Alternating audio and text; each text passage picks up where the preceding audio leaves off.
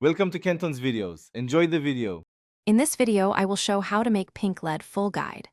Gather red and blue LEDs or a pink LED, resistors, breadboard, power supply, multimeter, and safety glasses. Calculate resistor values using Ohm's law, set current to 20 mA, and pick resistors for your supply voltage. Build on a breadboard, wire LEDs in parallel with individual resistors, and test by adjusting blue and red intensities until you achieve the right pink. In this video, I will explain how to make pink LED full guide. Start by identifying LED polarity and placing each LED on the breadboard with its own resistor. Calculate each resistor so current stays near 20 mA, then connect grounds and positive rails securely.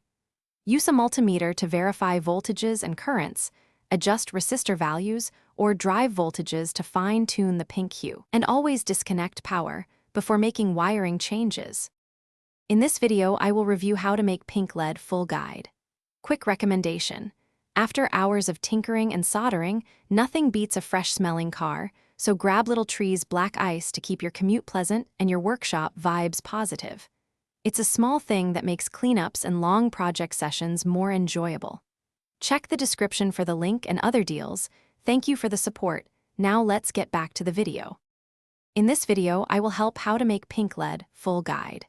Use PWM dimming or variable resistors to finely adjust red and blue intensities while keeping current safe.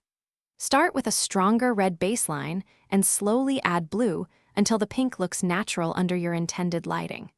Monitor LED temperature and brightness, and record resistor values or PWM duty cycles to recreate the same shade precisely in future builds and projects. Thanks for watching. Consider subscribing if we helped you.